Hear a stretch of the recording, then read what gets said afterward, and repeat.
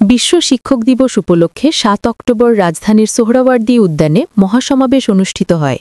সমাবেশে প্রধান অতিথি হিসেবে ভার্চুয়ালি যুক্ত ছিলেন বিএনপির ভারপ্রাপ্ত চেয়ারম্যান তারেক রহমান।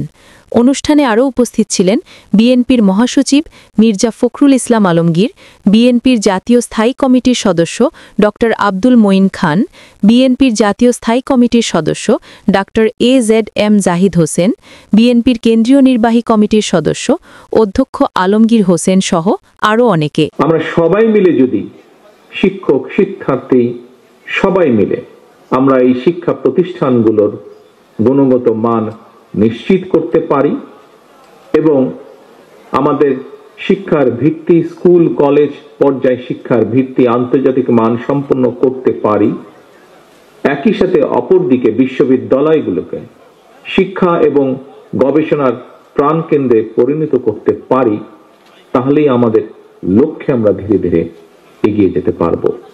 মহাসমাবেশে বক্তব্য রাখেন বিএনপির কেন্দ্রীয় নির্বাহী কমিটির সদস্য অধ্যক্ষ আলমগীর হোসেন। তিনি তার বক্তব্যে বেসরকারি শিক্ষকদের ন্যায্য দাবি ও অধিকার বাস্তবায়নের প্রয়োজনীয়তা এবং বিএনপি ঘোষিত ৩১ দফা কর্মসূচির গুরুত্ব তুলে ধরেন।